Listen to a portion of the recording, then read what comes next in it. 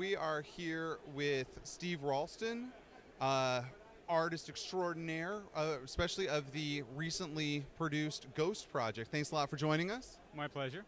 So, go ahead and tell us a little bit about Ghost Projekt. What was it?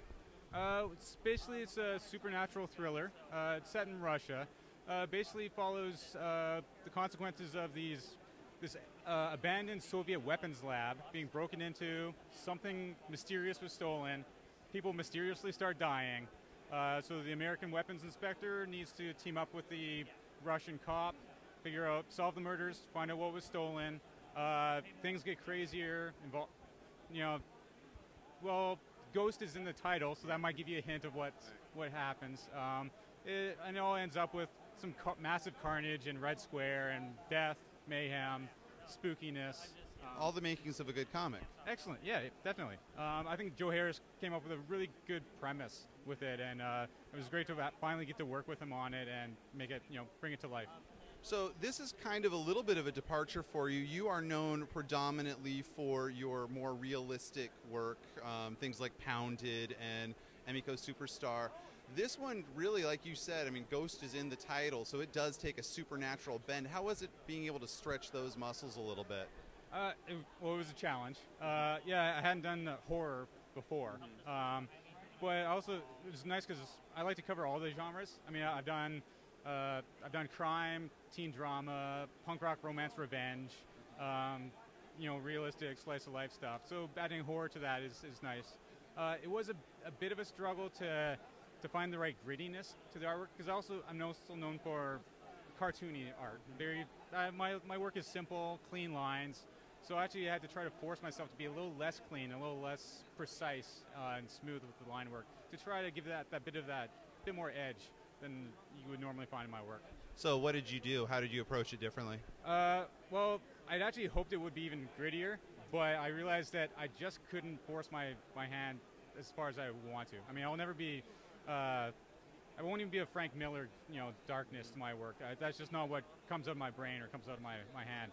But at least I tried to shift the inking style a bit. I forced myself to use no rulers. I used rulers for the panel borders, but anything else I would ink freehand. So even any straight lines in the artwork have just that little bit of a shakiness to it. So that's one of the things, as well as just other texture elements to the inking. What kind of research did you do? Because I mean, this is fairly wide-ranging. Like you said, there's not just Red Square in Russia, but there's also the Russian countryside and small towns. There's several spots in the U.S. So what kind of research did you have to do? Spent a lot of time on the internet, which I love the internet because it's so much easier to find that stuff now than it used to be. So I spent a lot of time on Flickr, Google image search, EnglishRussia.com was useful for especially something like the Soviet weapons lab stuff. They got some cool photos online that you can track down. So I tried to pull a lot of real reference for some of the stuff, even like the creepy abandoned baby cribs and stuff like that. I was searching actual photos of Russia from that. But yeah, mostly internet. There are some films and comic books out there that I almost spent more time referencing, but I didn't want it to be too obvious. So I actually tried to stay away from the movie Trans-Siberian, or comic books like the one I'm completely blanking on right now. That one, yeah. Jean-Paul Leon drew it, and that was great. It actually gave the flavor of Russia, but I was a little afraid of just copying it too closely. So I tried to stay away from anything like that and just go from photos that I could find. Fantastic. So like you said, you've covered slice of life, you've covered sort of the teen romance, revenge stuff. Now you've done a horror. What genre are you, just chomping at the bit to tackle next? I'm not sure what I haven't tackled quite yet. I actually would like to do something that's a bit sort of meshing cartoon crime noir. Is sort of something I want. I have a certain idea of my own that I'd like to tackle next. So it's definitely playing within the story elements of crime noir, but with my clean style, my clean cartoony drawing style. So that's what I'd really like to do next. So what do you have coming up next? Not too much planned yet. I'm currently drawing a one-shot, but the writer and I haven't quite lined up a publisher yet. So I don't really want to spill the beans or talk about it too much. But that one's actually, that one's sort of like a slightly apocalyptic, slightly in the future, action, slightly hallucinogenic story.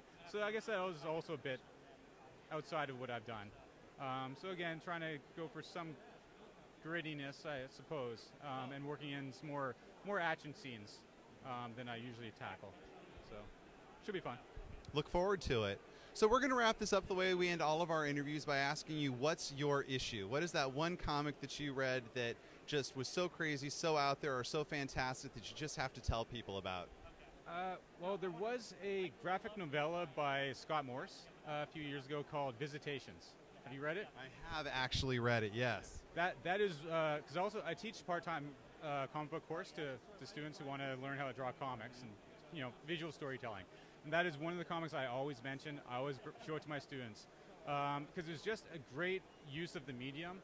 The way Scott Morse he used different techniques of framing the pages. There are vertical panels for the main story, horizontal panels for the stories within the stories. He even switched up the media he was using for each of those, and even the transitions from ending a scene and pulling up a scene. He was just great, almost cinematic techniques that he translated into the comic book medium in ways I hadn't really seen before. It was also one of those stories that really tugged at my heartstrings at the end. It was like there's a certain moment near the end that just it kind of punches you because it's so raw and you can really feel for the characters.